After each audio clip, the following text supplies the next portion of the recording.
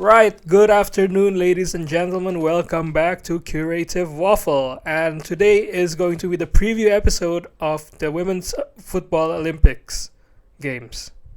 Right, so basically, we have three groups consisting of four teams each. And with Group A, we have France, Colombia, Canada, and New Zealand. Group B, we have the United States, Zambia, Germany, and Australia. And Group C, we have Japan, Spain, Nigeria, and Brazil. Now, going into this tournament, there's always this the systems of power rankings, and yeah, obviously based on historical performance as well as historical performance as well as recent performances. I think you can put Spain up at number one. They're probably the favorites, and then I would generally put USA as number two, as I think they're having like the resurgence. I wouldn't say resurgence, but the new, under the new tutelage of Emma Hayes, I think they're going to do well. Right. So I don't know, like third best team. I mean, you have like Japan, you have Germany, France. I mean, like both Germany and France, they kind of looked underwhelming at times. I mean, obviously because I follow the European leagues or the European side of the competition more. So yeah, I think like Japan, France, Australia, Germany, they're probably in this like top end bracket with the likes of Colombia as well. I think Colombia is the best South American team right now, and yeah, I mean like obviously they performed quite well in the World Cup. They probably gonna do well this year as well. But I think like the bottom, I think like the general consensus says it's like out of 12 teams, New Zealand is number 12. And I think like 11th best, I don't know. Probably, I think it's going to be Brazil. Like, I don't know. I don't feel like Brazil's that good right now. I mean, like their best player is, if Marta's still their best player at the age of like what 38, 39, I think that's going to be concerning. As good as she is, as legendary as she is, and I don't know. I don't know about Nigeria. They're also quite good. And yeah, it's such a tight competition this Olympics, to be honest with you. So I cannot exactly gauge upon like how the teams will do well or which teams are going to be doing badly. But I think probably going to predict the results of the first games. And the first game going to be played is actually why is match one at 9 p.m.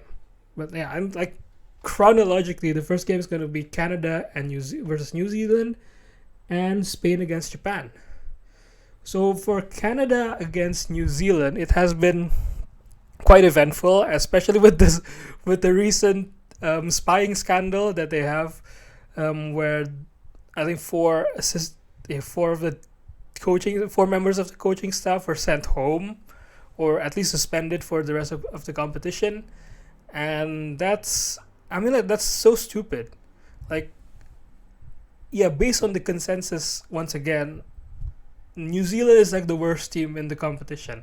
No, not to disrespect New Zealand, but yeah, they're really good. I don't know, like they're a good team. They're not like terrible or anything, but they're the worst team in this tournament. And why, as Canada, you're the defending champion. You won gold medal last time round. Why would you do something that stupid? So I think that's going to be quite a contentious decision, and yeah, I think it's going to be a Canada win. Regardless, it will be like 2-0 or 3-0. But yeah, it's such an embarrassing thing to do, and I think they're probably going to be rattled. And yeah, I mean, like New Zealand's going to lose every single game probably, but I mean, like Canada, they should win regardless of the scandal. And yeah, so the other match is actually between France. Sorry. The other game is again France against Colombia. France are obviously the hosts. They're probably going to be really motivated to perform well. I think this is not, even though I don't think this is like their first Olympics or anything, but they don't have anything to show for in this tournament, and they have not won any international trophies ever. And this is why I think it's going to be very crucial for France to get off on the right foot and defeat Colombia, but I don't think it's going to be that easy. The likes of Linda Kais does it, okay, wait. I have to see if like Linda Caicedo plays or not. But yeah, obviously Colombia has a plethora of attacking talent like Mayra Ramirez, obviously Linda Caicedo, the experienced Catalina Usme is back. But yeah, I mean, like, it's going to be a tight match. I think it's going to be 1-1 or 2-2 between the two teams. And yeah, Canada's going to take an early lead in the competition, and New Zealand's going to be last. But France and Colombia are going to be there, and I think this top three is going to be quite inseparable. So yeah. Right, who's next? So the next group is actually Group B, and Group B will play 2 hours later. The first of the Group B matches is going to be Germany against Australia, and this is going to be such a mouth-watering occasion.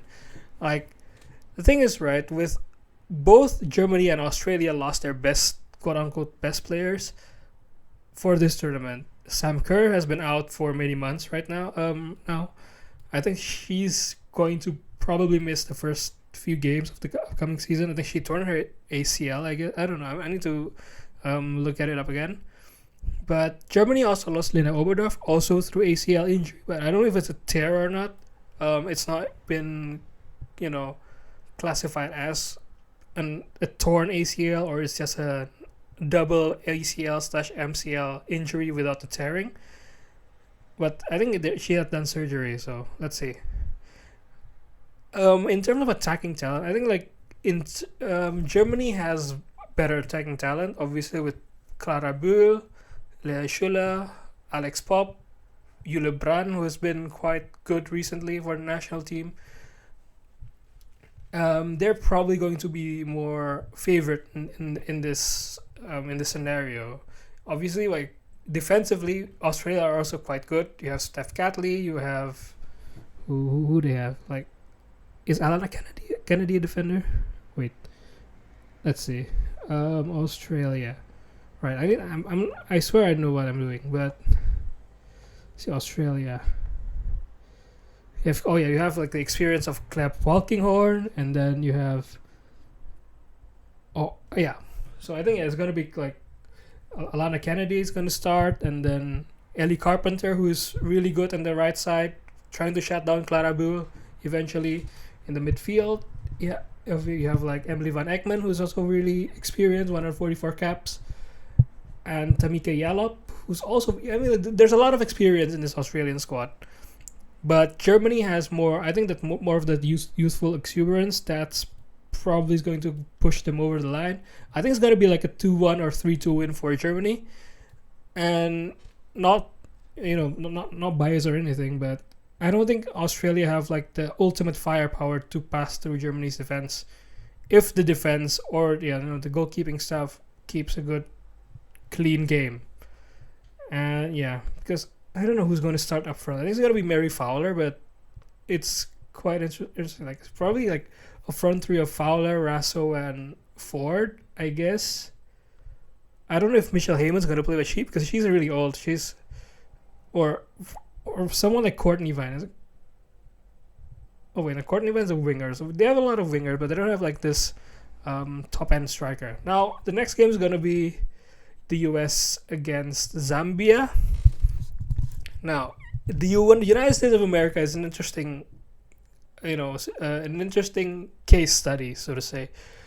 Like, I saw an interview of Tobin Heath, and she said that every single cycle, the US team always wins something. Like, if they don't win the World Cup, they win the Olympics, like in a 4-year cycle, which is quite interesting. So because they screwed up the World Cup last time around, I think there's like this superstition or how do you say it? Like tendency to win, which is quite interesting. And yeah, I think the US have a chance to actually go through the entire tournament and win it. And I think they're probably going to go through this group undefeated. They're a level above Germany and Australia and Zambia, obviously.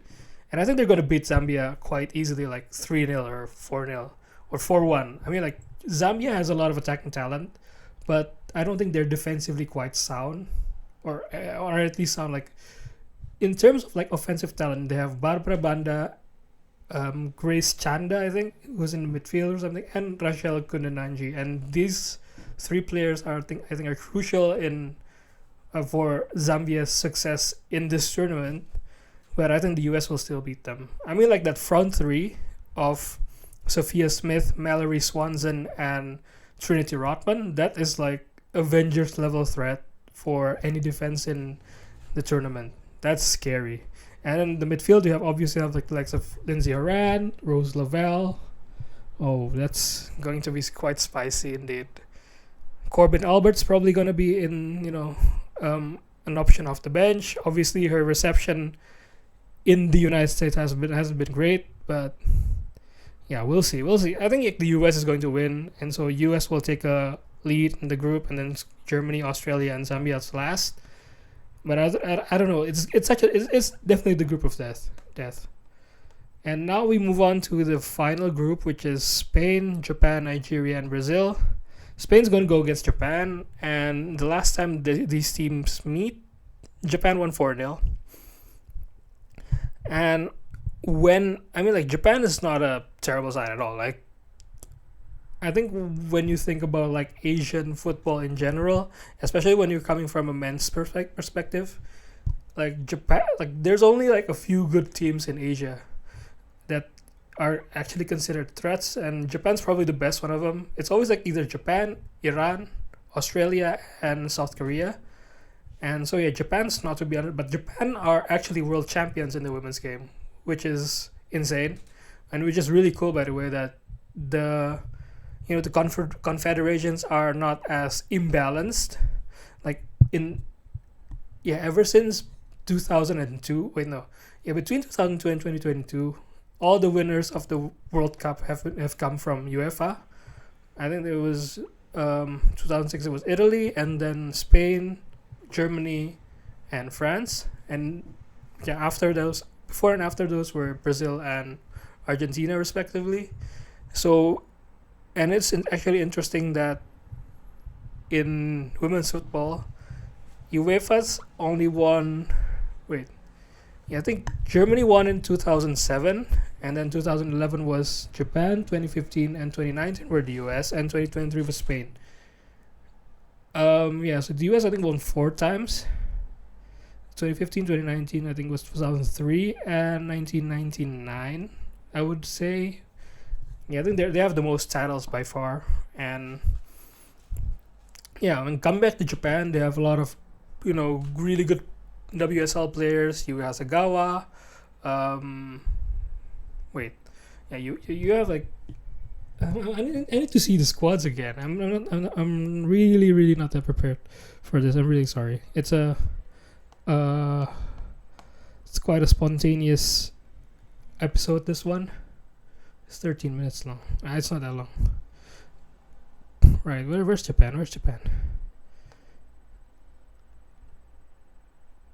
Damn it. Wait. Right. So you obviously have Saki Kumagai, who's the captain, who plays for Roma, who won the league, the Serie A. And then you have Miyazawa, who scored 5 goals in the last World Cup, plays for Man United, but she hasn't been that successful in club level, to be honest. And then you have Riko Ueki, who plays for West Ham. West Ham didn't perform well, but I think one of the best players they have is Yu Yasegawa. Like I said before, she plays for Man City, and Man City nearly won the league last season. And you have like the young forward for Chelsea, Maika Hamano. I think she's going to play a good role. And in case of emergencies, I don't know. I've only seen one Japanese player play live, and that's Remina Chiba, because she plays for Frankfurt, and she's a good backup to Laura Freigang and Lara Prajnika and Nicola Nyomi, to be honest. She's really good, but sadly she's not in the final squad. So we have Risa Shimizu as well, who plays for West Ham as well. I think Japan has a really good squad, and it's not that unbalanced that like one player is going to be the superstar of the team. However, I think they're far. I don't know. Like Spain's just on another level. Like because a lot of their players play for Barcelona. how many players play for Barcelona? Let's see. Where's Spain? Yeah. So Spain has Onabache, Irene Paredes, Aitana Bomati, Marion Calente doesn't play for there. Salma Pariuelo, Alexia Putellas, Patrick Guijarro, Catacol. Yeah, that's it. That's 6 players playing for Barcelona, and then I think all 6 of them, except for Catacol, they understand each other quite well. Obviously Mariona as well, but Mariona's moved to Arsenal right now, and this is going to be such an interesting dynamic. I think Spain has shown that they're not invincible, especially in the game against Czech Republic last time around. They haven't won convincingly outside of that 7-0 win against Belgium. And there's something to expose, quote unquote. And probably Japan, if they can repeat the heroics of the World Cup, they can probably win. But I think it's going to be either a 2-1, 3-2 win for Spain, or it's going to be a draw. I think it's going to be a draw, to be honest. I'm quite rating Japan. And finally, we have Brazil against what's the other team? Nigeria. Now, I have no idea what these teams have been going on. But Nigeria, yeah, I don't know. Like, they have Oshawala. That's the only one I know. And Nadotsi, because I get her a lot in FC24. Ajibade plays for Atletico Madrid. But to me, I don't know a lot about them. But I think Nigeria is also quite good. And yeah, Brazil is going to have a tough time probably defeating Nigeria. I mean, like, I don't know. Like, it's probably going to be quite close once again. It's probably going to be a draw. So I think every single one of those teams are going to come into the next game week with a draw, which is going to be quite fun for the group dynamic going into game week 2. So yeah, I think that's it actually in terms of like the predictions for the Olympics, because to be honest I have no idea what's going to happen based on like, because the thing is, right, it's the documentation. I'm a predominantly European. I follow a lot of the European leagues and most of the European national teams, like other than Germany, obviously. I also follow like Spain, France, England, Netherlands. Yeah, I mean, like it's going to be quite interesting to see what's going to happen in the Olympics. It's going to be such a fascinating tournament because it's a bigger deal than the men's game. In terms of like exposure, like prestige, and how, you know, like the players, like for example in the Olympics, you see the France national team. It's like I wouldn't say, I think it's good. It's not disrespectful to say that, yeah, because it's only the under 23s plus 3 players outside of that age range. It's like, you know, it's kind of, I don't want to say disrespectful, but yeah, it's a second-rate tournament for the men's teams. Like, yeah, the best players are always going to go to the Euros. If you're a European side, if you're a South American side, you're always going to go to Copa America. Or North America, you're going to a Gold Cup or something. So yeah, it's such a unique situation for the men's side. Like if you see France, the 3 players that were selected were Lacazette, Jean-Philippe Mateta, and who's the other one? Shit, I forgot. Yeah, I think it's going to be interesting to see France in the Olympics, to be honest. But yeah, with Lacazette, who's, you know, I'm a fan of Lacazette. But yeah, I think like in terms of the women's side, because this is a different dynamic than they have for the men's game, it's going to be more, you know, the stakes are higher. Like a gold medal in the Olympics means much more for a women's team than a men's team.